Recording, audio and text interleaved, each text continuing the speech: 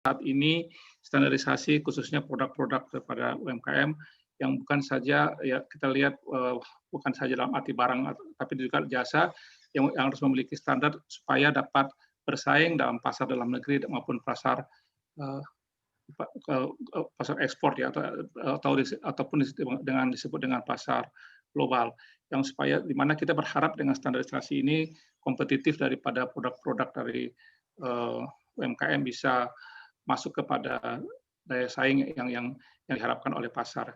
Yang kedua saya lihat bahwa pentingnya standarisasi ini adalah berdasarkan Undang-Undang Nomor 20 tahun 2014 tentang standarisasi dan penilaian kesesuaian, bahwa tujuan standarisasi adalah untuk jaminan mutu dan daya saing persaingan usaha agar sehat dan transparan. Yang ketiga saya melihat bahwa pentingnya dari standarisasi inilah supaya dapat memberikan potensi kepada semua usahawan khususnya yang berbentuk UKM ya, bagaimana bisa bersaing di pasar yang khususnya di pasar-pasar internasional sehingga dalam proses ekspor tidak mengalami kendala. Nah, Bapak Ibu kita akan coba melihat sejauh mana sebenarnya peran dan pentingnya standarisasi ini dan apa saja jenis-jenisnya. Setahu saya ada 3 bersifat wajib, umum dan bersifat khusus. Nanti akan disampaikan, akan dibahas ataupun diberikan suatu pengetahuan oleh Bapak Insinyur Marwalal Situmorang, MSc. Beliau adalah Kepala Bidang Industri, Hasil Hutan dan Perkebunan Puslitbang Industri Agro, PPI Kementerian Perindustrian. Dan tapi sebelumnya akan diberikan satu testimoni ya, bagaimana sebenarnya dunia usaha UMKM ataupun IKM itu bisa mempergunakan standarisasi akan disampaikan Pak Yusliandi dari PT Hinoka Alsindo Tekini, manufaktur alat dan mesin pertanian, perkebunan dan IKM. Nah, pada acara webinar hari ini, yang pertama sekali akan memberikan sebagai narasumber adalah kami persilakan kepada Pak Yusliandi untuk memberikan mungkin testimoninya bagaimana selama ini di dalam dunia UMKM, apakah penting nggak yang disebut dengan standarisasi dan bagaimana cara-caranya yang dilakukan selama ini. Silakan Pak Yusliandi. Halo. Selamat malam. Assalamualaikum warahmatullahi wabarakatuh. Waalaikumsalam Pak. Salam sejahtera bagi kita semua. Oke, saya Yusliandi. Kami dari PT Hinoka Alsindo Teknik yang sudah mulai menerapkan sistem manajemen mutu yang akan mengikuti sistem standar Indonesia. Standar nasional Indonesia SNI ya, untuk mesin-mesin yang kami produksi. Nah, pada beberapa bulan yang lalu kami dapat ini juga pelatihan-pelatihan dari dinas di provinsi di kabupaten di kota ya, Kota Bekasi. Itu untuk pelatihan standar, baik standar ISO untuk manajemen, standar mesin, SNI, dan lain-lain. Nah, saya akan memaparkan seperti apa standar itu dan seperti kenapa kita harus mengacu pada standar. Nah, awalnya kita berproduksi mesin ini hanya tidak mengacu pada standar. Sebenarnya standar sudah ada, tapi kadang-kadang kita hanya mengacu kepada konsumen. Nah, konsumennya seperti permintaan konsumen seperti apa. Nah, seperti itu yang kita bikin mesinnya. Kadang-kadang juga kita buat mesin itu sesuai keinginan yang dipakai. Jadi tidak ada standar waktu itu. Nah, makin ke depan sekarang ini standar itu dibutuhkan. Kenapa dibutuhkan? Jadi untuk standar, jadi satu mesin itu kita bisa bikin sama semua. Enggak hanya permintaan pelanggan, tidak hanya permintaan pembeli. Nah, terus makin ke depan ini makin dibutuhkan standar, Pak. Jadi standar, semua standar seperti ada mesin yang sudah disusun standarnya menjadi SNI. Nah, kita harus ngikutin standarnya itu seperti apa mesinnya. Misalkan mesin Power Tracer itu sudah mempunyai standar, Pak. Sudah dibuat standarnya dan BSN sudah dari tahun 2008 kalau nggak salah saya itu. Pak Yusliandi, maaf, ada yang mau di-share mungkin bentuk produknya atau apa supaya yang lain bisa tahu atau bagaimana, Pak? Oh iya, mungkin saya coba. Kalau untuk produk sih bisa, Pak. Sambil ini aja ya, sambil menjelaskan Pak ya. Silakan. Lihat. Saya coba sharekan juga nanti sambil berjalan. Mungkin tanpa audio di sananya, Pak. Oke, nggak apa-apa. Ya, nanti tanpa audio. Mungkin bisa saya share sebentar. Videonya, Pak. Ya. Oke, paling video sebentar, Pak. Ya, nggak apa-apa.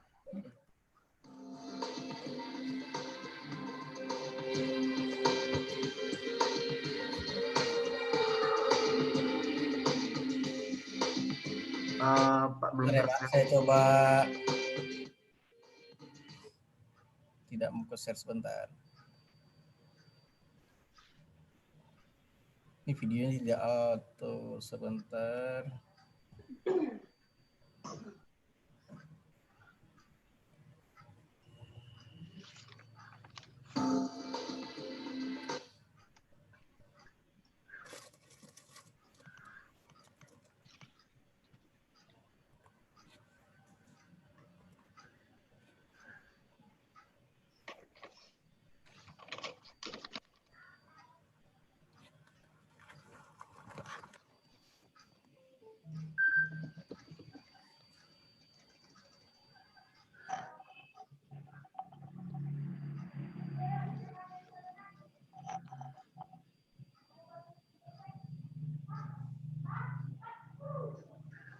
Ya.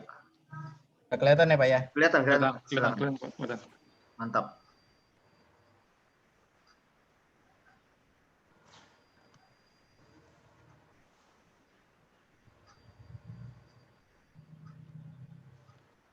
Nah, saya tidak audio saya mute. Yes. Nah, ini alat-alat yang kita produksi. Ya. Alat ini kita produksi di workshop kita yang ada di Cilengsi. Di Cilengsi, Bogor.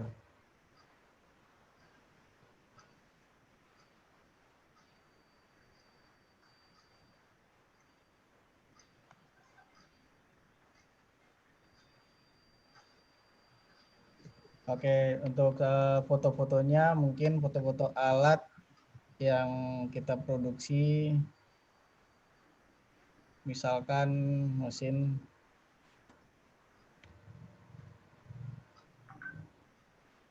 tidak full ya.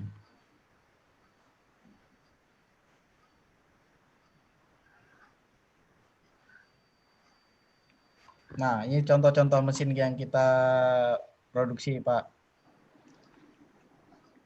Pertanian, Pak ya. Iya, mesin-mesin pertanian, perkebunan gitu. Ini seperti ini sanggar-sanggar kopi. Ini pembubuk kopinya. Ada beberapa sangrai yang terbaru juga ada. Nah, yang saya sedang buatkan standar, Pak, yang akan kita SNI-kan itu mesin pemipil jagung. Nah, bentuk produknya seperti ini. Nah, ini standar SNI-nya sudah ada, Pak. Sekarang kita itu akan membuat mesin ini sesuai dengan standar yang sudah ada di Indonesia. SNI saya lupa nomornya. Nah, ini syarat-syaratnya itu kita harus harus ber-ISO dulu perusahaannya. Dimasak, digoreng dulu, direbus gitu. Jadi kita udah mendapatkan ISO, kita jalankan ISO, kita terapkan itu ISO 9001 ya. Nah, nanti barang pemipil jagung ini contohnya akan kita uji kita uji sesuai nggak dengan SNI yang ada di Indonesia. Jadi standar nasional Indonesia itu untuk pipil jagung sudah ada. Saya lupa nomornya. Terus kita sandingkan dengan produk kita. Jika produk kita ini sama, baik hasilnya, baik dimensinya, semua hasil kinerjanya setelah diuji itu sama dengan SNI, kita sudah dapat membuat produk ini ada lambang SNI-nya. Jadi bertanda SNI. Jadi sudah ada tanda SNI-nya. Nah, produk ini sudah ber-SNI itu lebih laku di pasaran karena sudah sesuai standar. Terus ada juga mesin-mesin lainnya seperti mesin ini yang banyak di pasaran sih, parutan singkong. Ini banyak di pasaran. Terus ada juga seperti mesin kelapa, mesin untuk pres santan kelapa, dan mesin-mesin lain. Ini produksi kita semua Pak Prof. Denny. Iya, ya, Pak. Nah, produksi di tempat kita itu di Cilengsi Bogor, workshopnya. Nah, dari standar inilah kita dapat dengan kontinuitas kualitasnya itu standar terus, tidak turun, tidak naik. Jadi standar itu sudah kita terapkan sedikit demi sedikit sehingga pembeli mesin kita itu tahu mereka mau membeli presantan. Jadi dari yang dulu sampai yang sekarang sudah tidak ada perubahan, sama seperti itu. Kontinuitas mutu masih terjamin sampai sekarang. Itu kebutuhan standarnya di kita. Nah, ini sekarang ada mesin yang masih kita kembangkan. Nah, ini Prof, ini mesin sangrai kopi ini di pasaran itu apalagi yang luar terlalu tinggi harganya. Sedangkan kita bisa membuat dengan kualitas yang baik dan harga yang benar-benar dapat dijangkau sama petani kopi. Karena mesin ini memang di luaran terlalu mahal. Bisa sampai ratusan juta. Nah, sekarang kita sudah buat untuk petani-petani yang terjangkau. Bisa hampir 50-an juta sudah dapat untuk unit. Tapi ini masih dalam pengembangan terus. Kita bekerja sama dengan LIPI juga, Lembaga Ilmu Pengetahuan Indonesia, untuk mengembangkan produk ini. Jadi nantinya itu akan terus berkembang dengan low cost ya istilahnya. Ya dengan harga murah tapi kualitas baik. Ini juga sudah ada standarnya. Nah, kita akan mengikuti terus standar yang untuk mesin sangrai kopi ini. Standar SNI sudah ada yang di sekarang. Ya. Baik, mungkin itu pandangan dari awal ya. Ya, terima kasih Pak Andi. Pak Andi, ini kebanyakan SNI-nya ini kepada produk ya Pak ya? Kualitas Produk. SNI ya. Ya. Ya. Bapak Ibu sekalian mungkin akan bertanya ya, kok bagaimana kalau UMKM ya, khususnya mungkin ada yang punya produk makanan, produk yang bukan yang arahnya kepada pengolahan industri seperti yang ada menggunakan mesin seperti industri yang dilakukan oleh Pak Andi. Nah, saya mendapat data bahwa ternyata di Indonesia ini ada hanya 1,2 juta UKM yang memiliki sertifikasi. Itu khususnya sertifikasi yang berhubungan sertifikat merek dan 49.000 UKM yang memiliki sertifikat paten. Sementara yang di Indonesia itu ada 64 juta UMKM. Nah, ini menjadi satu hal yang malam ini kita penting lakukan sosialisasi ataupun kita pembelajaran tentang masalah standarisasi karena selama ini banyak kita hanya mengenal standarisasi itu atau SNI itu berhubungan dengan mutu produk ya. Sementara di dalam faktanya bahwa ternyata standarisasi khususnya bukan saja dalam hati produk tapi juga bisa menjamin posisi UMKM itu lebih aman dan terhindar dari pada pelanggaran-pelanggaran kekayaan intelektual ya. Ini juga menjadi satu hal yang penting dalam proses penerapan standarisasi.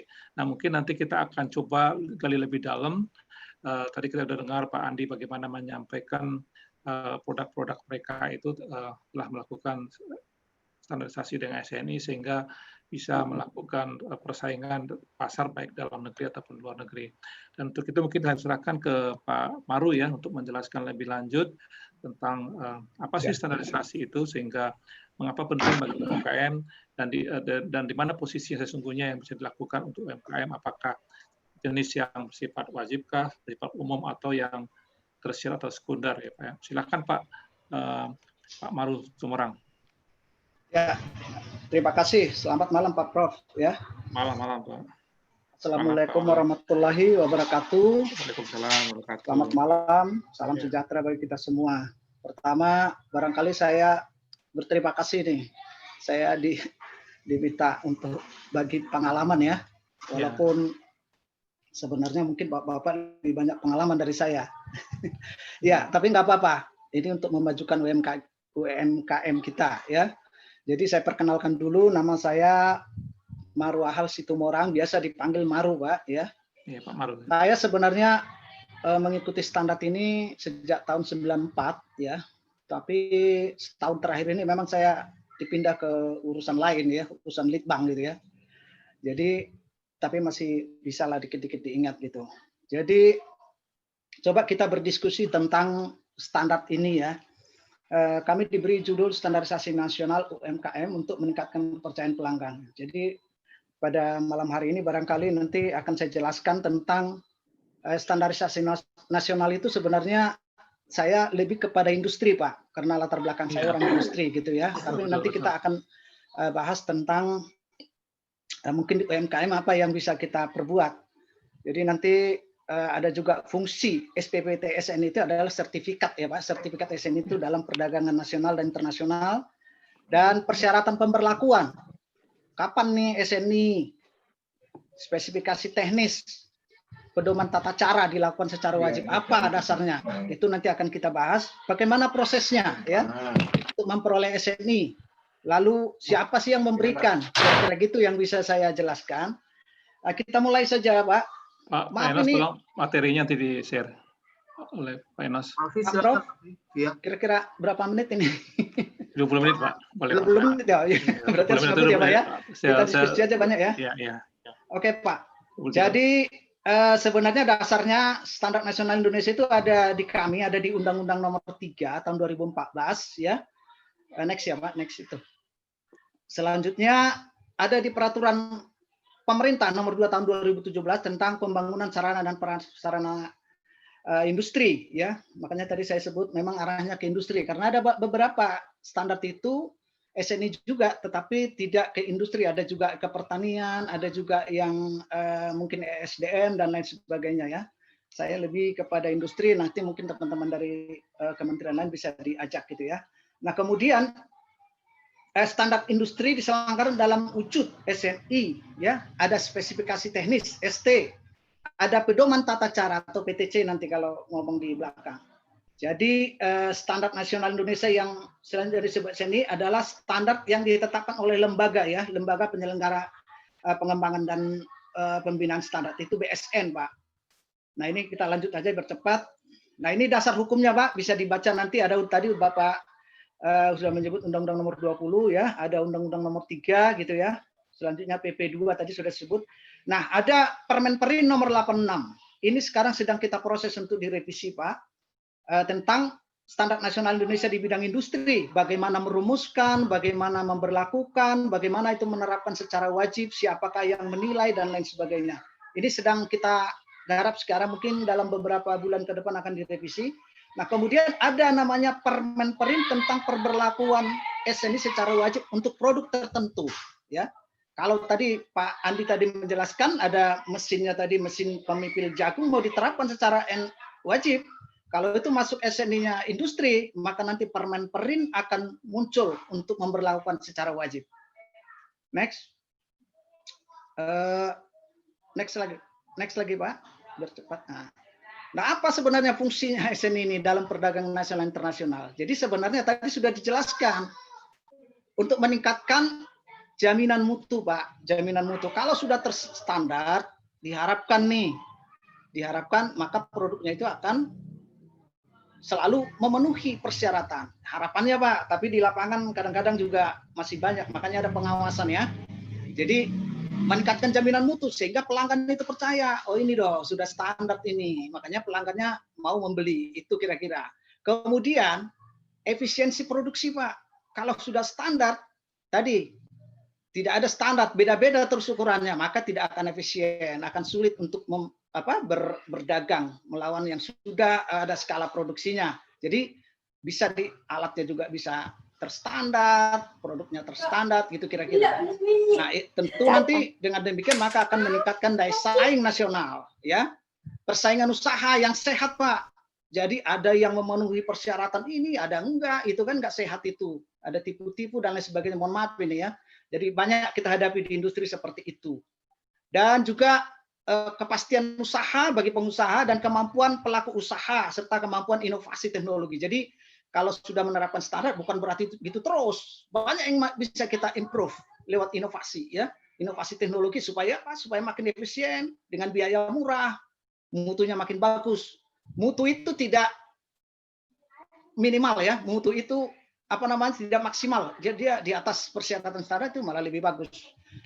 Itu kira-kira. Jadi sebenarnya karena waktunya agak terlalu pendeknya, pada dasarnya standar sebentar. Pada dasarnya coba balik dulu Pak, balik dulu yang tadi. Pada dasarnya standar itu adalah sukarela.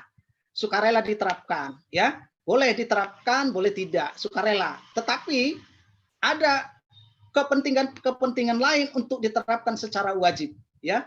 Nah, bagaimana? Kenapa diwajibkan? Karena kadang-kadang permintaan para pengusaha juga, pelaku industri, ini dong dijadikan wajib dong ini, karena industri produknya banyak masuk dari luar nih, mohon maaf ini. Jadi sebenarnya kita tujuannya adalah melindungi pelaku usaha di dalam negeri. Jadi untuk melindungi itu maka boleh dilakukan secara wajib ya, wajib harus semua. Ya, next, lanjut Pak. Bisa dilanjut Pak, next. Iya. Nah, kenapa standar itu tadi sudah disebutkan diberlakukan secara wajib ya? Tadi yang ini dasarnya kira-kira ini ya. Dalam rangka K3L Pak ya. Keamanan, kesehatan, keselamatan dan lingkungan ya. Lingkungan hidup itu yang nomor 2. Persaingan usaha yang sehat itu dasarnya. Peningkatan daya saing. Nah, itu tadi. Daya saing. Kalau kita mau berdaya saing, ya kita harus standarisasi ya. Peningkatan efisiensi dan kinerja industri ini ada di dalam Undang-Undang Nomor 3 ya. Jadi ini dasarnya. Kalau ini sudah menyangkut ini maka pemerintah akan memberlakukannya secara wajib ya.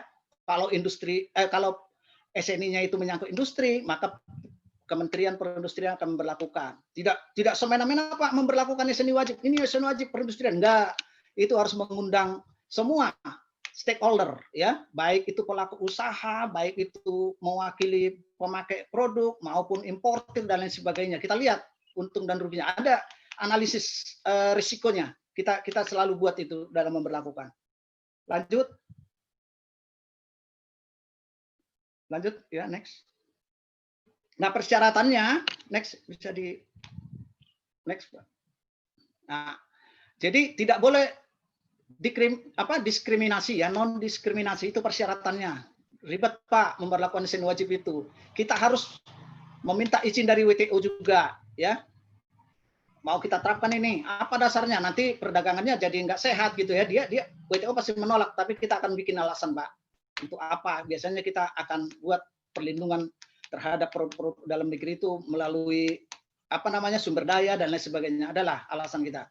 Kemudian ada dukungan sarana dan prasarana, harus ada lembaganya Pak, lembaga laboratorium uji. Tadi saya nggak tahu tadi Pak Usnandi tadi ada pemipil jagung, harus ada labnya yang bisa nguji, ya kan? Sesuai dengan parameter-parameter itu. Nah itu kan tiap pemerintah, Kementerian Perindustrian akan mensupport itu untuk industri. Lanjut, itu tadi ya, waktu pemberlakuannya ya. Nah setelah diterapkan SNI wajib diberikan waktu 6 bulan, baru ada pengawasan ya. Jadi tidak ujuk-ujuk kata orang Jakarta ya. Lanjut Pak. Lanjut. Ya. Jadi kriteria yang tadi sudah saya sebutkan tadi ya. Produk K3L. Nah, ini Pak, optimalisasi penggunaan produk dalam negeri ya. Optimalisasi.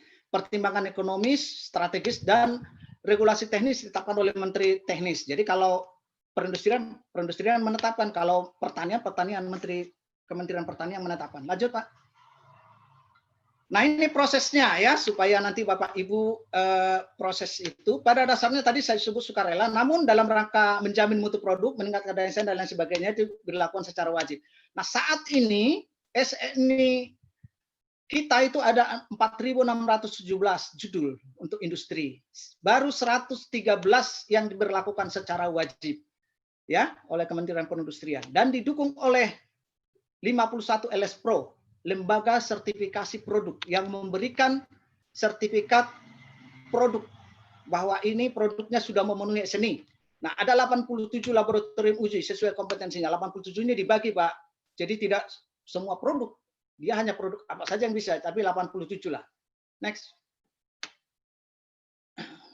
Nah, persyaratannya tadi dari PT apa tadi? Dari Pak Inoka, Pak Andi tadi sudah menyebutkan bahwa untuk memperoleh SPPT SNI ini adalah sertifikat produk penggunaan tanda SNI, Pak ya. Jadi kalau kita mau mendapatkan sertifikat kita mudah memenuhi SNI, maka ada beberapa yang harus kita syaratkan, Pak. Pertama itu menerapkan salah satu sistem manajemen mutu. Nah, ini nanti yang menjadi pertimbangan kalau UMKM seperti apa ini? Ada ISO 9001 2015, ada sertifikat kalau sudah sertifikat, ada dia sendiri mendeklar bahwa saya sudah menerapkan, nanti akan diperiksa.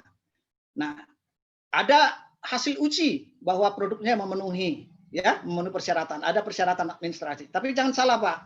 Kalau untuk produk-produk UMKM, IKM kalau di kami ya, ada yang namanya tipe 5, ada yang namanya tipe 1B atau tipe N, yang itu tidak perlu menerapkan sertifikasi ini, menerapkan ISO 9000, tapi hanya mengambil sampel. Diambil sampel, ya, tapi tidak semua produk, Pak. Produk-produk tertentu. Kalau di mainan anak itu ada, di makanan barangkali di mainan anak, di pakaian bayi ada. Ada tertentu tidak perlu menerapkan ini, tapi bisa hanya namanya tipe 1B, bisa mengambil sampel dari apakah itu pengiriman per kapal, apakah itu per apa namanya satu apa namanya diproduksi itu ya, sekitar produksi 6 bulan ya. Next, Pak. Nah, ini nanti kita bisa diskusikan. Nah, ini Pak, data-data yang harus Bapak Ibu persiapkan ya.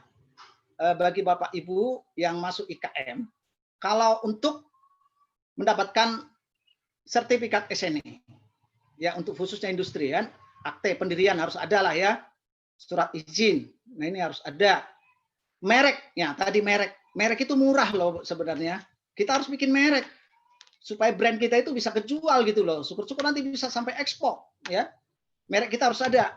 Kalau dalam mengurus belum keluar sertifikatnya, tanda daftar saja bisa ya, sudah mendaftarkan ini merek boleh ya.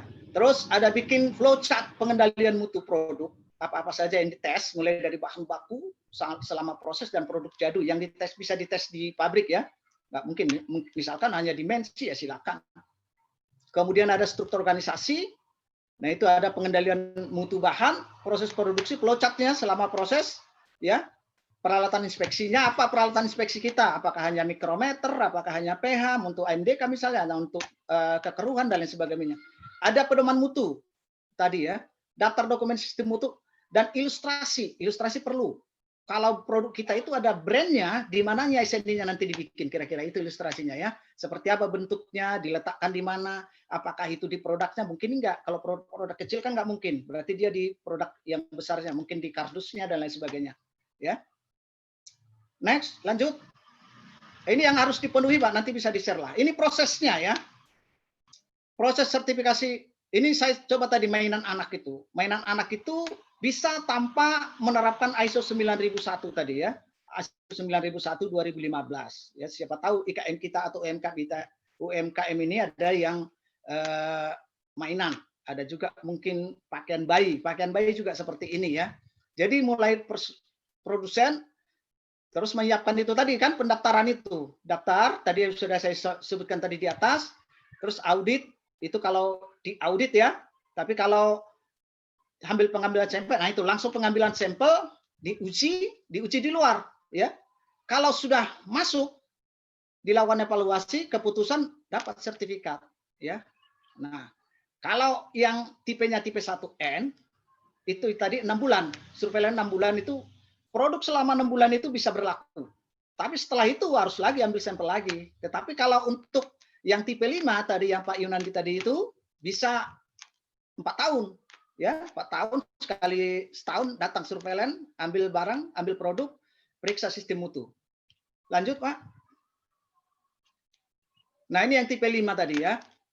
Nah pelaku usaha itu mendaftar ya, tadi sudah ada persyaratannya, baru dilakukan audit tahap 1. Tahap 1 itu adalah melihat kelengkapan dokumen, ya.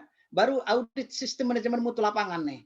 Tadi melihat ISO 9000-nya, kalau misalnya ada sertifikat, tidak perlu semua diaudit kalau sudah ada sertifikat. Tapi kalau self declaration, ya, dia mendeklarasikan sendiri, maka akan dilakukan audit sistem mutu ISO 9001 secara full, ya. Akan dilihat penerapannya, dilihat quality plan-nya, dilihat pedoman mutu dan lain sebagainya lah, kalibrasi. Nah, sekalian pada saat itu juga akan dilakukan pengambilan sampel. Nah, itu nanti sampelnya itu dibawa ke lab diuji. Dari situ akan kelihatan apakah memenuhi, semua sudah lengkap, dibawa di dalam panel, selanjutnya diberi sertifikat dan lisensi. Lisensi itu adalah bahwa perusahaan Bapak bisa menggunakan SNI, ya. Kira-kira itu tahapannya. Lanjut, Pak. Next. Nah, lembaga penilai kesesuaian. Siapakah lembaga penilai kesesuaian itu? Nah, ini masalahnya, Pak. Kalau itu bersifat wajib, maka lembaga penilai kesesuaian itu adalah laboratorium uji dan LS Pro yang ditunjuk oleh Menteri Perindustrian. Kalau industri ya Pak ya. Kalau itu wajib, diberlakukan secara wajib. Tetapi kalau itu diberlakukan secara sukarela, belum wajib, maka tidak perlu ditunjuk oleh menteri, tetapi harus diakreditasi oleh KAN, ya, baik LS Pro-nya, baik lab ujinya, Pak. Jadi nanti Pak, nanti tolong dicek Pak, lab-nya sama LS Pro-nya, Bapak sudah ada nggak ruang lingkupnya? Kalau belum, sekarang mulai mungkin dia mengajukan, Pak. Nah itu nanti kalau wajib itu maka LS Pro-nya itu wajib melaporkan ke kementerian, Pak. Nah itu tadi LS Pro melakukan pengawasan secara berkala dan sewaktu-waktu. Berkala itu tadi saya sudah sebut, kalau untuk tipe 5 itu sekali setahun. Tetapi kalau sewaktu-waktu Pak, misalnya ada masalah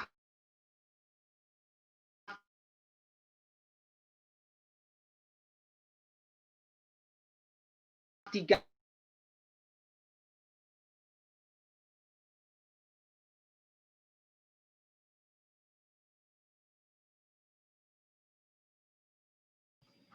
putus suaranya. SN wajib tidak ada di sertifikatnya. Nah itu. Ya. Lanjut, Pak. Next. Nah ini. Sertifikat untuk tipe 5 itu 4 tahun ya. Sekali setahun akan ada surveillance atau pengawasan ya. Kemudian yang 1B itu 6 bulan atau satu lot dianggap 6 bulan lah, produksi 6 bulan itu bisa menggunakan merek itu. Atau kalau di import itu namanya per shipment ya, per shipment. Ya, next. Nah, ini sekarang lembaga penilai kesesuaian kita. LS Pro kita itu sekarang 51 Pak jumlahnya di Indonesia. Lab uji 87 ya. Jadi ini kita gunakan nanti. Jangan maksud saya ngaku-ngaku LS Pro tapi belum Bapak perlu hati-hati, maaf. Jadi harus kita cek betul ya. Apalagi yang SNI wajib ya. Tapi kalau sukarela nanti Bapak tinggal buka aja di webnya BSN atau KAN itu ada daftarnya. Next. Nah ini cara pembubuhannya Pak ya. Saya kira dibaca aja nanti ya. Produsen yang telah mendapat SPT ini boleh menempelkan ini Pak. di produknya. Dilihat juga kalau produknya kecil misalnya dia di kemasannya, di kemasan besarnya, di kardusnya barangkali. Tapi kalau bisa seperti ini, kalau Bapak lihat sepeda sekarang kan pakai ini karena sepeda wajib itu Pak. Sepeda itu yang sering di jalan itu.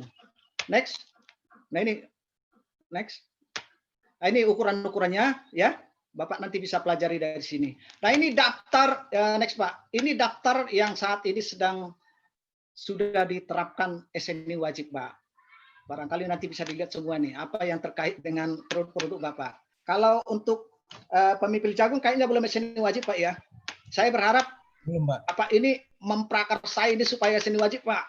Nah begitu SNI wajib tidak boleh lagi masuk produk luar kalau nggak SNI gitu ya. Nanti Bapak main ke Pak, ke kementerian, nanti kita bantu nanti supaya ini dijadikan SNI wajib kan itu. Kan udah ada SNI-nya sudah ada produsen yang mampu. Ngapain harus bebas masuk lagi kan? Ya. Itu Pak. Saya kira itu ya. Nah, waktunya sudah hampir ini. Nanti dibacalah ini Pak ya, yang daftar-daftar ini Pak ya, bisa dilihatlah nanti sampai ke bawah itu. Bisa di-share mungkin supaya teman-teman yang lain. Terima kasih Pak. Saya kembalikan ke Prof. Barangkali ada mau kita diskusikan, silakan Pak. Terima kasih. Terima kasih Pak Maruf atas informasinya. Bapak Ibu sekalian, tadi sudah dijelaskan bagaimana peran dan fungsinya daripada standarisasi, dan itu di dalam produk-produk yang terstandarisasi itu ada logo SNI. Nah, mungkin supaya jangan agak bingung ya, apa sih bedanya UMKM dengan IMKM?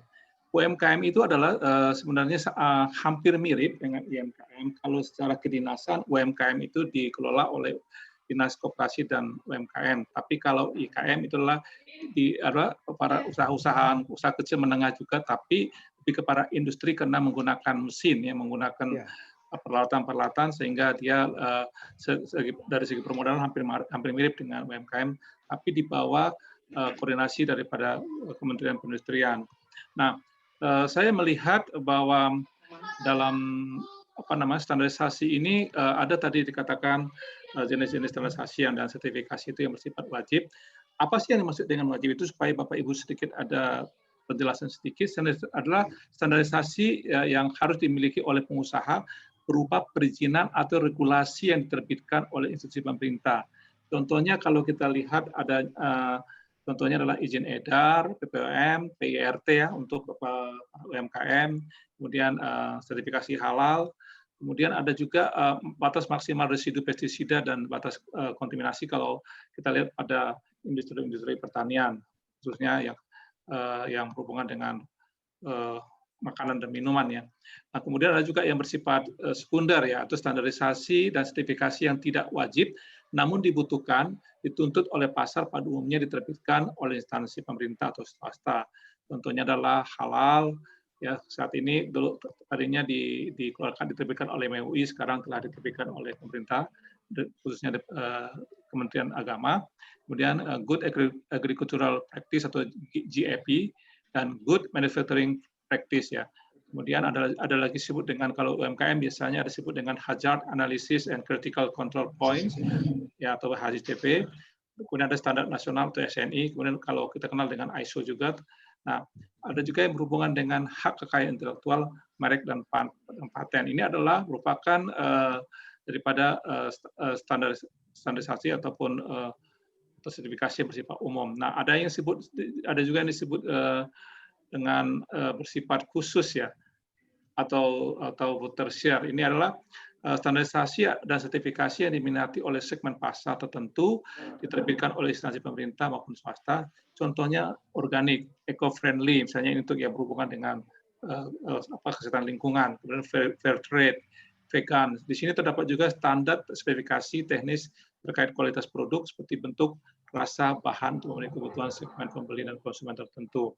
Nah, saya ketepatan ada beberapa kayak satu tabel ya yang merupakan standarisasi UMKM. Nah, ini nanti bisa di-share juga ya kepada teman-teman, seperti halal, HACCP, itu adalah yang dimiliki oleh UMKM, nah, ataupun standar yang SNI juga untuk IKM. Nah, nanti mengapa kita bukakan hal ini? Karena kita lihat ke depan ini kita dengan adanya Undang-Undang Ombudsman nih Pak ya, ini mengharapkan adanya pasar kita sekarang pasar internasional, pasar ekspor, sehingga kita kalau kita bermain di pasar ekspor harus memenuhi standar-standar ini.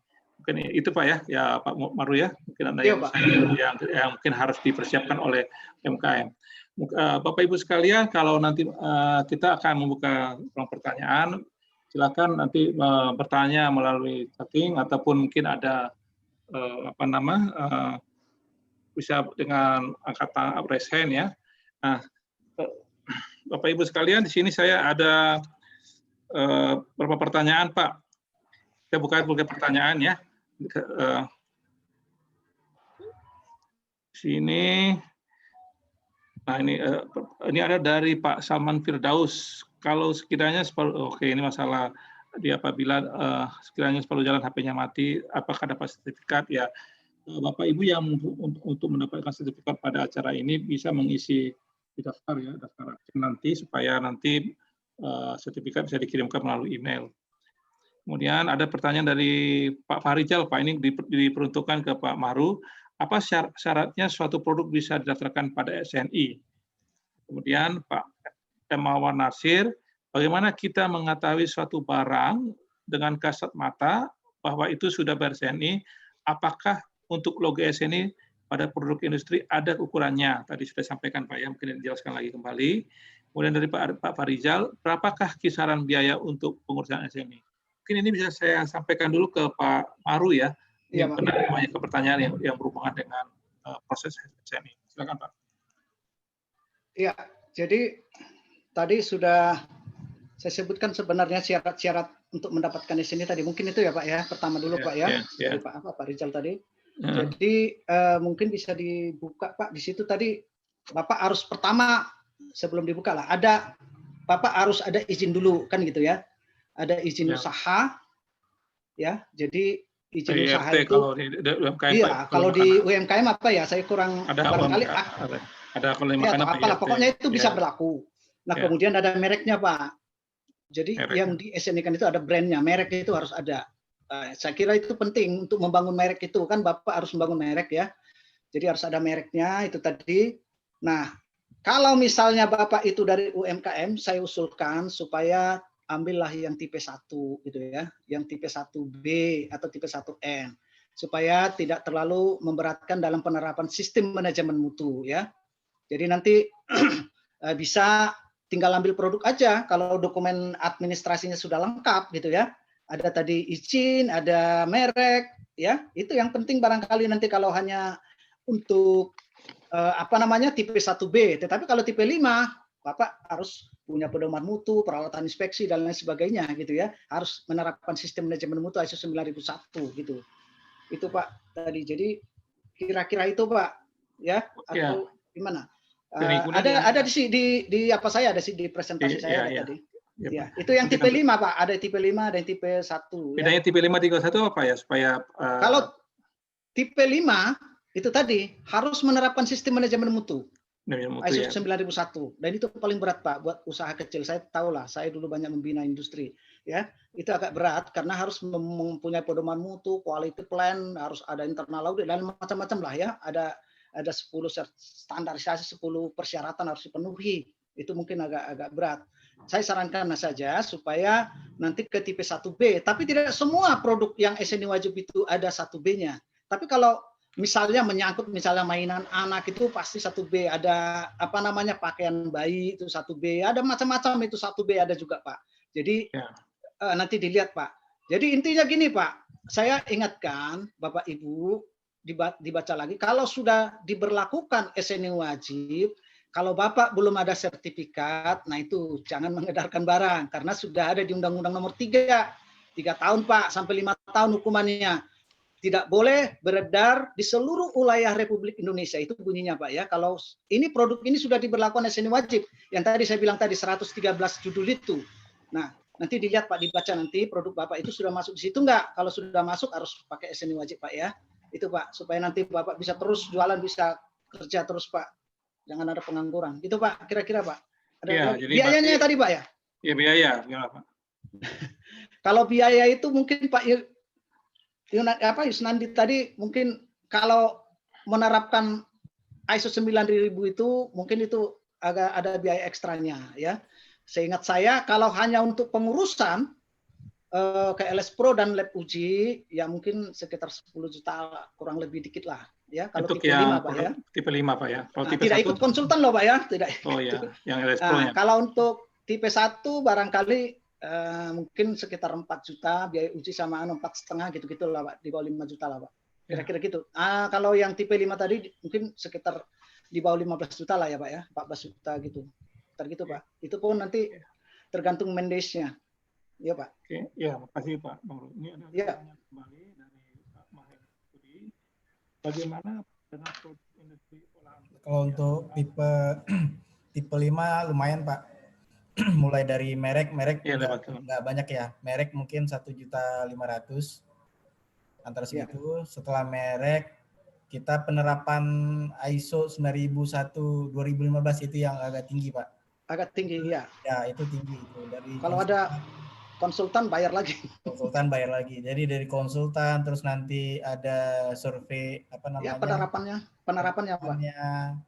Nanti tim auditnya Pak. Audit. Ya, itu habis sekitar 80 sampai 100 juta untuk ISO aja.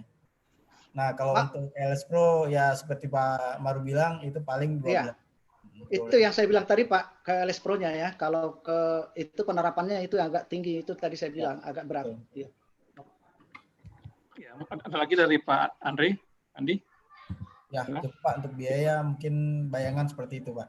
Oke, makasih Pak Andi. Ya, ini ada pertanyaan lagi dari Pak. Bagaimana dengan produk industri olahan pertanian? Kurang jelas Pak. Ulang Pak. Bagaimana dengan produk industri olahan hasil pertanian? Apakah Mungkin perlu SNI? kurang jelas Prof Ben. Putus ya. Kurang jelas suaranya. Putus ya. Bukan putus, kurang jelas. Halo, sekarang ya jelas. Ya. Ya, bagaimana dengan produk industri olahan hasil pertanian? Apakah perlu dilakukan standarisasi? Ini Pak pertanyaannya. Kemudian dari Pak. Aduh, kurang jelas Pak. Prof Ben, kurang jelas Prof. Sekarang jelas. Halo? Iya, jelas. Ya, udah jelas. Mungkin harus agak rata Prof. Ya. Ini. Ya, begini. Ya. Langsung kemudian dari Pak Priyono Pradamas, komunitas kami dari IKM Boneka dan sudah memiliki SPPT SNI mainan anak wajib, tapi kadang masih didatangi aparat dan Krimsus Reskrim. Pertanyaan, sejauh mana peran Bareskrim Polri untuk melakukan pengawasan terhadap pelaksanaan SNI wajib? Mungkin Pak Maru bisa jawab dulu ya Pak, karena ini pertanyaan agak sedikit unik ya, karena ini berhubungan dengan hukum. Halo? Iya. Oke Pak. Silakan Pak. Ya. Yang dua ini ya, yang masalah apakah pertanian barang-barang hasil pertanian maksudnya olahan Pak ya? Olahan ya? Iya Pak. Jadi begini Pak, jelas ya Pak ya? Iya jelas. Iya. Jadi produk industri pengolahan pertanian itu apakah harus menggunakan standarisasi gitu ya? Jadi mungkin pertama saya perlu klarifikasi dulu apakah dia masuk SNI-nya untuk pertanian ataukah itu sudah masuk SNI-nya untuk industri kan gitu ya. Sebenarnya apakah perlu? Saya pikir perlu Pak. Perlu menerapkan standar supaya tadi sudah saya jelaskan tadi supaya ada jaminan Pak, jaminan mutu. Kalau sudah menerapkan standar maka akan konsisten. Harapan kita kan gitu. Mutunya akan konsisten. Para pelanggan itu akan semakin yakin kan gitu Pak. Yakin dengan merek kita. Makanya tadi merek itu penting Pak. Oh, merek ini sudah standarisasi loh Pak ini itu.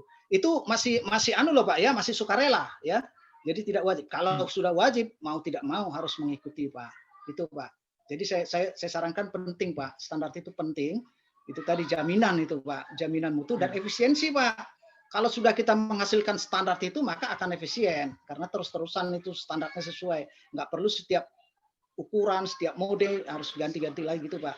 Itu nanti ditambahin aja Prof nanti Pak ya kira-kira. Nah yang kedua barangkali yang dari Pak Priyono tadi ya. Boneka. Jadi sebenarnya gini Pak, boneka itu saya ingat saya sudah masuk dalam SNI wajib ya Pak ya. Tadi mainan itu, kelompoknya mainan boneka itu. Nah, jadi sudah ada SNI wajib Bapak, setahu saya tipe 1N itu. diambil sampel, diuji, memenuhi, nah keluar SPPTSN ini Bapak bisa jualan. Nah, apakah Bareskrim punya hak? Punya hak, Pak. Ya, mereka pengawasan. Kalau dibaca di dalam Undang-Undang Nomor 3 ada sebenarnya tahapannya itu biasanya berkoordinasi, Pak. Berkoordinasi, tapi itu tugas mereka, Pak. Jadi nggak bisa kita larang itu. Sebenarnya harus berkoordinasi dengan kita. Seperti saya sebenarnya PPNS saya pengawas juga kan. Mestinya dari kita mengajak mereka, ya kalau dibilang haknya mereka ada, Pak. Mereka itu kan penegakan hukum untuk semua kasus kan gitu kan, Pak. Termasuk ini, Pak, penegakan hukum untuk pemberlakuan SNI wajib. Mereka punya hak, Pak. Ya, jadi tolong ya kalau misalnya Bapak ada kendala apa dalam mendapatkan SNI-nya, ya Bapak aja, sounding lah ke pusat sana, ke kantor kami gitu kan, Pak. Ada bisa dibantu barangkali supaya kita bantu. Misalnya juga pendampingan juga kita bisa, Pak. Misalnya Bapak tapi jangan salah, kalau udah salah ya apanya mau didampingi lagi, misalnya kurang masih abu-abu nih, nanti kita ada pendampingan, Pak, kalau misalnya Bapak butuh gitu ya. Itu Pak. Sini Pak. Ya, elektro, Jadi Pak Ibu Hera jadi bisa hubungi LPSP dengan ya. Produk-produk jasa seperti misalnya kalau pembelian tiket ataupun misalnya hotel apakah perlu SNI, Pak, yang berhubungan dengan jasa? Iya, kalau jasa barangkali sampai sekarang nggak tahu ya apakah itu perdagangan, kayaknya belum diwajibkan untuk SNI, Pak. Kecuali mungkin sekarang BNSP kali, Pak ya?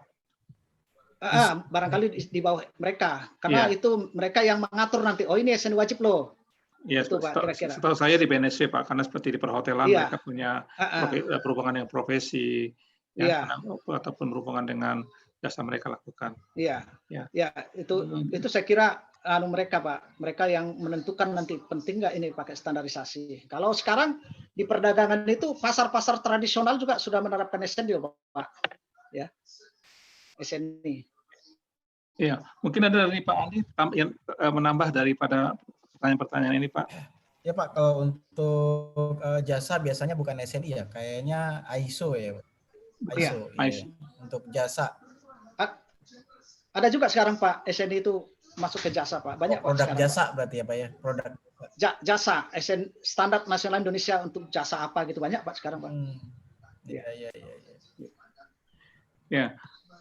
Bagi teman-teman yang Bapak Ibu sekalian yang sebagai peserta jangan lupa mengisi absen ya yang sudah ada disampaikan link, dan juga jangan lupa juga wajib kepada ada di sini bahwa teman-teman kita yang baru usaha mungkin masih masuk dalam link-link yang ada tertera di dalam chat ya, supaya nanti bisa berkomunikasi baik secara usaha ya atau berkomunikasi dalam hal yang lain.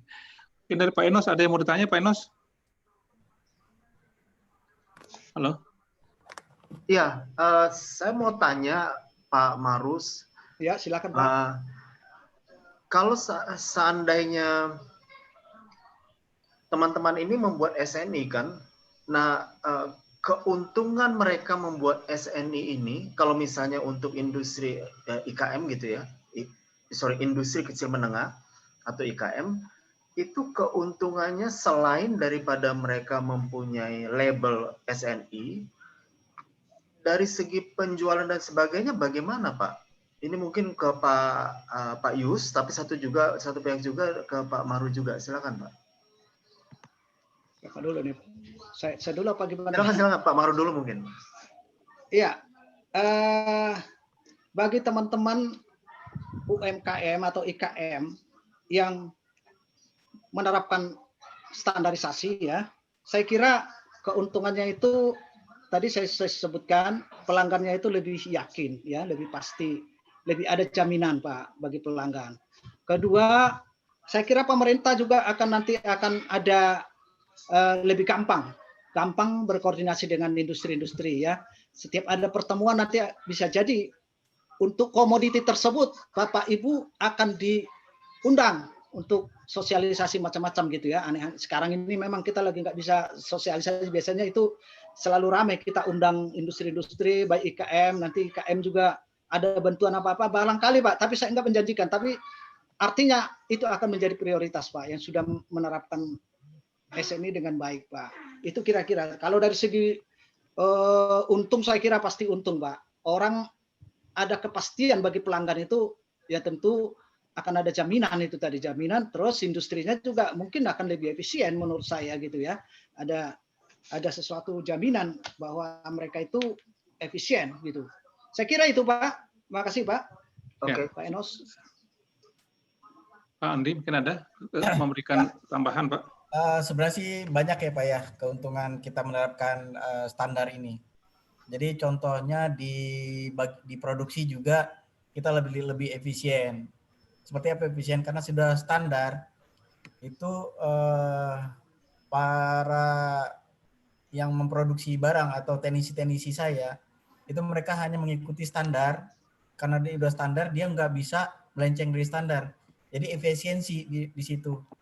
Mereka nggak bisa kemana-mana, harus mengikuti standar yang sudah dibuat. Dari situ kita efisiensinya banyak Pak.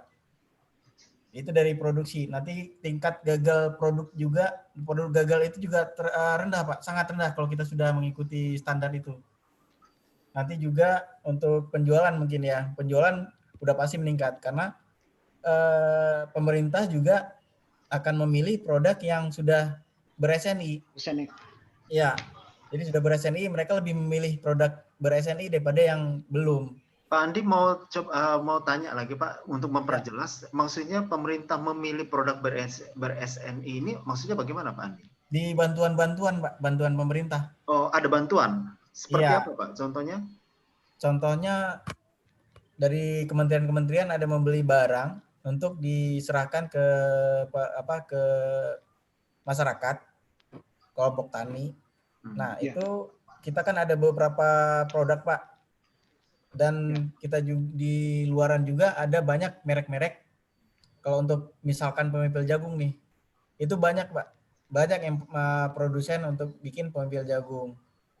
Dari itu kita sudah bisa BSNI itu pasti pemerintah itu pasti memilih punya kita Pak. Yang ada SNI.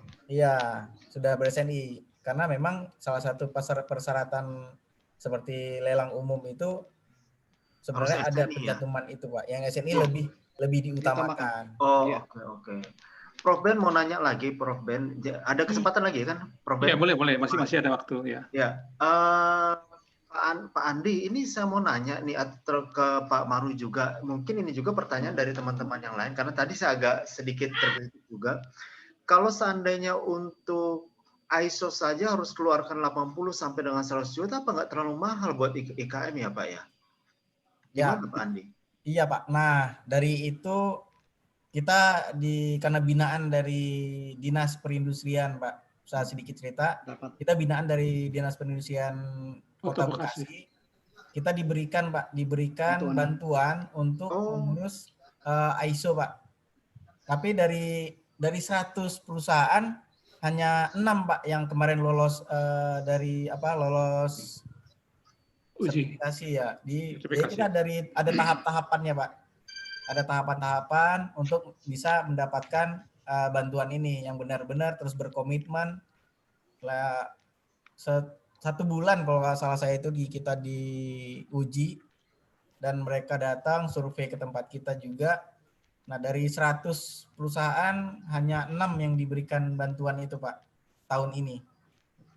Ya, mungkin ini sebagai sharing juga memang di pemerintahan Kota Bekasi itu UMKM ataupun UMKM itu banyak difasilitasi dalam sertifikasi. Contohnya kalau di UMKM ada halal ya, itu dibiayai oleh negara di Kota Bekasi. Kemarin juga untuk IKM dan HCCP Pak ya, ada juga itu HCCP itu yang khusus untuk UMKM ataupun IKM UMKM yang makanan ya, yang produk makanan, karena itu diberikan sertifikasi karena sekarang ini kita lagi mempersiapkan bagaimana UKM-IKM ini bisa bersaing di pasar internasional ataupun ekspor.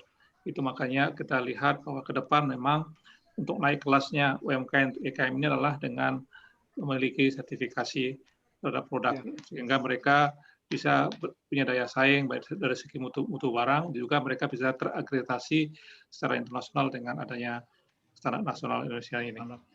Ya, mungkin ada pertanyaan yang lain. Mungkin saya lihat, mungkin saya sampaikan juga kepada Bapak Ibu sekalian, jangan lupa terus memfollow IG daripada IG ID ya, supaya nanti dalam pada informasi selanjutnya, webinar selanjutnya bisa melihat dari baik juga di IG ataupun di Instagram ataupun di Telegram ya. Nanti Bapak Ibu jangan lupa juga disampaikan di sini, disampaikan jangan lupa mengisi absen, karena nanti dari absen ini kita bisa mengirimkan sertifikat melalui email. Prof, Pak Prof, saya tambahkan dikit pertanyaan Ya, Pak Enos silakan. tadi barangkali. Ya, silakan. Ya, silakan Pak. Iya, jadi sebenarnya kenapa penerapan ISO 9000 itu mahal gitu ya? Rasanya karena kita memang sebenarnya kurang paham, Pak.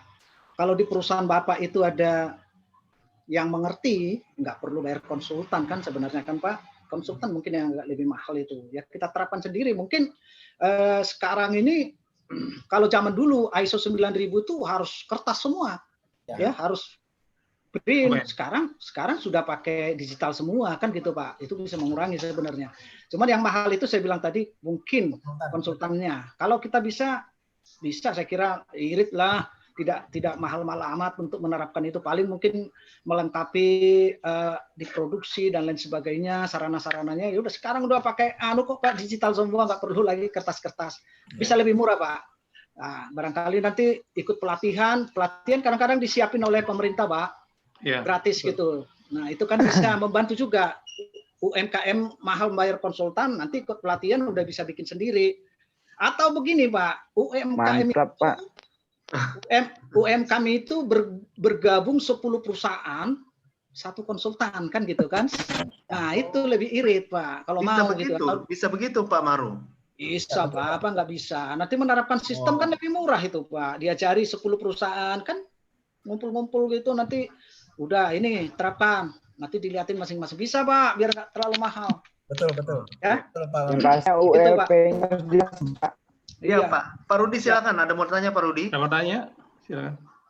Mungkin Bapak Ibu sekalian ada yang mau bertanya, bisa langsung raise hand aja. Langsung kepada narasumber untuk menanyakan, ada Pak Andi atau Pak Maru. Ya, mungkin ini menjadi suatu warning bagi kita ya, mungkin kepada UMKM atau UMKM supaya lebih banyak berkomunikasi kepada dinas-dinas untuk mendapatkan informasi baik pelatihan ataupun informasi-informasi masalah hal-hal yang bisa mengembangkan UMKM. Karena kalau di Kota Bekasi itu Pak, kita ada namanya klaster-klaster Pak. Jadi sehingga kami bisa melakukan komunikasi secara cepat, seperti Pak Andi ini adalah klaster bidang mekanikal ya. Kemarin ada Pak Priyo bidang boneka. Jadi ketika mereka melakukan, ketika tadi dikatakan ada pengujian secara kelompok, itu sudah ada Pak. Dan kami hampir setiap tahun melakukan anggaran itu untuk pada UMKM dan EKM, melakukan subsidi-subsidi atau memiliki bantuan-bantuan terhadap UMKM sehingga mereka bisa dapat terfasilitasi dan dapat bersaing dengan baik ya, seperti adanya standarisasi. Itu kami kemarin ada 15 perusahaan lulus dalam mendapatkan HACCP Pak. Kemudian ISO ada 6 dari 100 lebih IKM. Setelah diuji ada 15 HACCP dapat. Kemudian Pak Andi salah satunya dari ISO ya Pak ya. Nanti mungkin di daerah-daerah teman-teman yang punya UMKM ataupun EKM mungkin ini bisa menjadi suatu perhatian kepada berkomunikasi lebih banyak kepada dinas UMKM atau koperasi UMKM ataupun dinas perindustrian yang membawahi UMKM ataupun EKM sehingga bisa mendapatkan fasilitas-fasilitas yang bisa dibayar oleh pemerintah daerah. Ya. Oke. Silakan mungkin ada yang bertanya? Ya, silakan. Pak Rudi ada. Assalamualaikum warahmatullahi wabarakatuh, Pak. Waalaikumsalam. Iya, Pak Rudi dulu ya. Iya, Pak. Lanjut, Pak. Assalamualaikum warahmatullahi wabarakatuh. Iya, silakan. Mohon izin Pak Benny. Ya. Nama saya Noah Primahera, domisili Kabupaten Besarat. Oke, silakan Pak. Ya Pak, begini Pak, yang terkait produk dari PT Hino, maksud saya itu saya ingin berkoordinasi Pak, bagaimana agar kiranya saya untuk bergabung PT tersebut, karena mekanismenya begini. Saya sedikit memahami bahwa mekanisme dari pengrealisasian untuk pengadaan itu kan butuh proses, yaitu prosesnya dengan kita harus koordinasi dengan instansi terkait dan dinas PU, kan mereka yang pengada lelang. Maksud saya itu, apakah bisa kalau seandainya saya memiliki rekomendasi dari Bapak Benny sebagai pemilik usaha, untuk saya ngajuin proposal Pak, agar saya ditunjuk menjadi pretender gitu Pak, dari lembaga RP-nya, dari salah tender. Seandainya kan mestinya kan gerak UMKM itu kan nanti itu wilayah korwil desa daerah, nanti saya belusukan Pak bila perlu mencari target sasaran yang betul membutuhkan. Untuk mekanisme pemenang tender mungkin ada ULP-nya Pak. ULP itu unit pelayan pengadaan. Oke, saya nangkap Pak. Mungkin maksudnya begini, Pak. Jadi gini Pak. Iya, terima kasih Pak. Ya memang sebetulnya kalau di tempat kami ya di Kota Bekasi itu kita ada namanya memberikan kesempatan kepada UMKM untuk melakukan pengadaan. Tapi Pak, dalam pengadaan ini itu biasanya itu dilakukan secara lelang, secara bebas Pak ya. Tapi bukan ada rekomendasi karena itu kan ada persyaratan-persyaratannya. Jadi mungkin kalau untuk hal itu berbeda Pak dengan yang kita bahas hari ini Pak ya. Karena kita dalam pelelangan itu kan ada apa namanya dia punya ketentuan, tapi itu kan tetap akan terbuka. Mungkin jadi agak berbeda dengan kita bahas hari ini Pak. Iya, maksudnya itu Benny mungkin hanya kalau dalam sebagusnya Bapak untuk umum atau langsung itu kan? Tergantung kepada pemerintah daerah masing-masing Pak. Jadi kita tidak bisa tentukan karena itu kan setiap pemerintah daerah mempunyai kebijakan masing-masing apakah memungkinkan UMKM dilibatkan atau tidak dalam proses pengadaan, itu tergantung pemerintah daerah masing-masing. Jadi mungkin dalam hal sekarang ini kita lebih banyak kepada bagaimana UMKM bisa berdaya saing dalam produknya dengan standarisasi sehingga mereka bisa bukan saja pasar domestik tapi pasar internasional Pak ya. Jadi itu sehingga juga tadi kita katakan oleh Pak Andi secara efisiensi mereka bisa juga menghemat biaya dalam proses produksi karena mereka sudah punya standar dalam proses produksinya. Jadi tidak lagi kalau selama ini mereka bikin meraba-raba tapi sekarang sudah ada alur yang sudah ditentukan dengan pola yang ditentukan oleh standarisasi. Mungkin itu Pak Nofrian, mungkin saya sampaikan. Kata Pak Maru ada usul deh supaya mungkin dari pemerintah. Satu lagi Pak, lagi pertanyaan saya Pak. Maksud saya itu di acuan saya Pak, saya untuk koordinasi aja Pak, untuk koordinasi aja. Iya, untuk koordinasi aja. Siapa tahu kan di lain waktu saya ada family atau sahabat gitu kan, yang lebih membutuhkan kan. Yang pasti ya kan ada Bapak Mawal, dia kan lebih memahami. Jadi dia di Kementerian Perindustrian, otomatis kan beliau lebih mengkoordinir di wilayah Oke, silakan Pak Maru, mungkin apa yang disampaikan oleh Pak Nofrian ini bisa dijelaskan. Iya, gimana ya Pak ya, kalau pengadaan di pemerintah itu kan sebenarnya tadi Pak Prof sudah ceritain kan itu ada aturannya gitu kan, lelang. Nanti kalau aneh-aneh juga kita bisa masuk perangkap juga gitu kan Pak. Jadi sebenarnya kalau saya sih sebenarnya Bapak mungkin UMKM di daerah kalau bisa bergabung dengan perusahaan yang lebih besar gitu kan untuk mensupport mereka itu. Mungkin yang perusahaan yang besar itu yang ikut lelang gitu. Iya. Karena mohon maaf Pak itu Morang, maksud saya itu saya kebetulan saya berkecimpung di Kadin Pak. Di Kadin Saya di backup sama Bapak Rapel.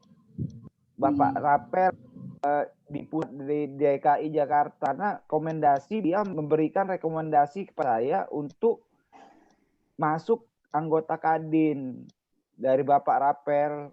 Bapak Rapel ini Wakil Ketua Kadin Republik Indonesia, karena beliau yang memberikan rekomendasi kepada saya, kamu datang aja ke memberikan kartu anggota Kadin. Maksud saya itu kan Kadin adalah promotor untuk penggerak UMKM, Pak. Tujuannya kan untuk mensejahterakan masyarakat. Iya, Pak. Mohon maaf, Pak, kalau saya sedikit tidak berkenan. Salam. Nggak apa-apa, namanya diskusi, Pak. Gini Pak Nov, saya kebetulan pernah pengurus Kadin Pak Nov. Jadi artinya begini, saya bisa menangkap apa yang dimaksud oleh Pak Nov. Maksudnya begini, betul kita sebagai pengurus Kadin ini adalah mitra pemerintah dalam arti perdagangan dan perniagaan ataupun dalam dunia industri. Tetapi Pak, saya setuju kalau Bapak sebagai anggota Kadin sebagai penggerak ya, motor untuk kemajuan daripada UMKM dalam arti kemitraannya kepada pemerintah. Kemitraan ini bisa dibagi macam-macam, Pak. Kemitraan dalam arti bisa mendapatkan fasilitas seperti pelatihan, kemudian fasilitas permodalan, ataupun fasilitas teknis ya. Nah, tapi dalam arti dalam pengadaan ini, Pak, ada aturannya dalam aturan tertentu yang dinyatakan kayak pada tender Pak, dan itu karena itu kan ada berhubungan dengan uang negara uang negara yang dipergunakan dalam belanja ke suatu. Maksud saya kalau Bapak memungkinkan Bapak sebagai Kadin tolong dorong kepada Dinas Koperasi dan UMKM-nya atau UMKM-nya supaya Pak Wali Kotanya atau Pak Bupati atau Gubernurnya memberikan suatu surat edaran atau instruksi di mana mengizinkan kepada UMKM melakukan proses pengadaan atau pelelangan dalam pengadaan kebutuhan-kebutuhan pemerintah daerah. Mungkin hanya sebesar itu, Pak. Tapi kalau menentukan menang itu kita nggak boleh, Pak, karena itu nanti akan ada proses pelelangannya, Pak. Mungkin itu Bapak bisa lakukan, Pak Nofrian ya. Maksudnya, Pak. Maksud saya, Pak, maaf Pak Benny, dalam mekanisme pelelang itu kan ada suatu proses, yaitu berita acara anggota DPR sebagai ruwir selek, yaitu tukar guling antara Ardeka pemenang tender termin pertama, termin kedua, dan termin ketiga. Karena dari termin ketiga itu, karena saya pernah bekerja di inspektorat, Pak. Maaf saya potong, Pak. Pertama, pertanyaannya itu memang di luar tema hari ini. Tema hari ini. Yang kedua, waktu kita tinggal 5 menit, Pak. Iya, tinggal 5 menit lagi, Pak ya. Jadi maaf nih, Pak. Jadi pada yang lain, Pak Nofrian ya. Iya. Maaf Pak Nofrian, mungkin nanti saya tidak, mungkin Bapak sudah makin mengerti apa yang saya jelaskan. Jadi karena waktu kita sudah sedikit tinggal 5 menit. Pak Andi, kalau boleh saya pertajam dari pertanyaan Pak Nofrian adalah mungkin begini, Pak, bahwa PT apa nih? PT apa nih, Pak? PT Hinoka, Pak, Hinoka. PT Hinoka ini sudah punya cabang di mana saja, Pak, supaya nanti kalau seandainya dari teman-teman mau berhubungan dan sebagainya, kemana? Apakah mereka ada cabang di daerahnya, dan kalau kemungkinan belum ada, bagaimana caranya mereka mau jadi agent atau mau jadi reseller atau apa namanya? Kira-kira mungkin Pak Andi bisa jelaskan, Pak. Wah, ini bagus banget ini Pak pertanyaannya. Ya gitu, kita harus mengembangkan networking, Pak, di sini, Pak. Iya benar. Jadi kita sudah punya cabang di Aceh, terus Batu Raja. Yang teman-teman di Aceh tuh ada tuh. Iya. Tadi ada Batu Raja, terus ada di Karawang, Pak. Satu lagi Jambi, tapi Jambi sudah kayaknya mungkin setelah akhir tahun ini sudah selesai kontrak dengan kita. Nah, untuk Pak Nofrian tadi ya, saya sudah share nomor kontak saya, Pak, di chat. Mungkin bisa. Kalau memang mau konsultasi mengenai gimana pelelangan, gimana surat dukungan atau dukungan Hinoka itu ke pelelang di daerah, itu boleh konsultasi Pak nanti dengan saya sudah share nomor WhatsApp saya di chat. Iya, Pak, udah saya share, Pak. Iya. Ya, nanti bisa lebih lanjut, Pak. Kita koordinasi dengan saya. untuk masalah pelelangan atau pengadaan barang-barang yang alat mesin pertanian ya, Al-Sintan. Iya, Pak. Ya, begitu Pak. Mungkin kalau Ya. ada yang mau Terima kasih Pak. Bergabung, ya, mau bergabung dengan kami untuk membuka ya istilahnya reseller ya ataupun boleh, silakan. Boleh juga langsung ke kontak saya Pak. Sudah saya share juga di chat. Ya, begitu Pak Enos, mungkin, Pak Beni. Ya, mungkin juga mungkin Bapak Ibu sekalian kalau misalnya mau ada konsultasi masalah standarisasi ya, baik itu berbentuk merek atau CNI, mungkin nanti bisa Pak Maru bisa kasih nomor chat ya Pak ya, supaya bisa dihubungi. Karena beliau ini langsung dari Kementerian Perindustrian, jadi bisa langsung kontak kepada pusat ya Pak. Jadi mungkin lebih dekat kepada kebijakan gitu, lebih dekat kepada yang mengeluarkan sertifikasinya. Ya, ada lagi mungkin Bapak Ibu yang ingin bertanya, silakan. Mungkin ini karena kita punya waktu tinggal berapa lagi Pak? 5 menit lagi ya? 2 menit lagi. 2 menit lagi ya. Oke. Dari hasil chat yang saya lihat, kelihatannya sudah tidak ada pertanyaan lagi. Saya ucapkan terima kasih kepada Bapak Ibu sekalian yang pada malam hari ini bisa hadir dalam webinar malam ini. Dan minggu depan kita akan ada satu topik yang menarik, itu masalah bagaimana sebenarnya peran sertifikasi halal ya dalam produk-produk UMKM. Bagaimana kita mendapatkannya. Nanti itu akan dibahas lebih lanjut karena ini ada juga hal yang namanya sertifikasi wajib Pak ya. Halal ini wajib ini karena sekarang ini lagi kalau kita lihat di dalam pertentangan Undang-Undang Ombudsman ini ya, salah satu topiknya adalah sertifikasi halal bagi UMKM. Kalau dulu itu dikeluarkan oleh MUI, tapi sekarang diterbitkan oleh Kementerian Agama RI, dan alhamdulillahnya tahun ini kita akan semuanya ditanggung oleh negara. Nah, mungkin nanti kita akan lihat, kita akan dengar minggu depan bagaimana dan apa tentang sertifikasi halal. Jadi Bapak Ibu sekalian jangan lupa dan hadir pada minggu depan pada Zoom meeting yang sama ya Pak Enos ya. Iya, betul.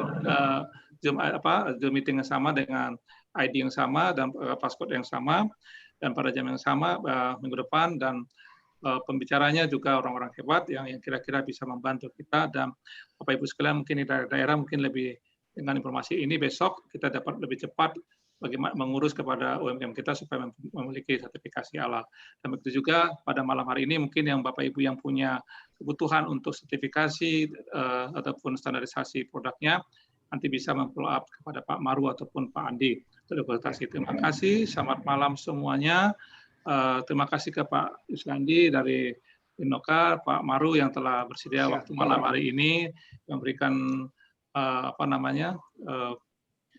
materi-materi yang cukup bagus ya, karena saya lihat memang dengan adanya sekarang kita diminta supaya UMKM dan UMKM ini mempunyai orientasi ekspor, berarti kita membutuhkan yang disebut dengan standarisasi Pak ya. Nah ini salah satu persyaratan. Nah pengalaman kami kemarin ketika saya mendorong para UMKM melakukan ekspor, kami memenuhi dulu itu Pak HACCP-nya, ISO-nya, sehingga mereka nanti pada naik kelas mereka sudah bisa melakukan ekspor sendiri. Terima kasih, selamat malam Bapak Ibu sekalian, sukses semua. Prof Ben, satu lagi Prof Ben. Ya. Ya, ini banyak teman-teman yang bertanya mengenai masalah e-sertifikat.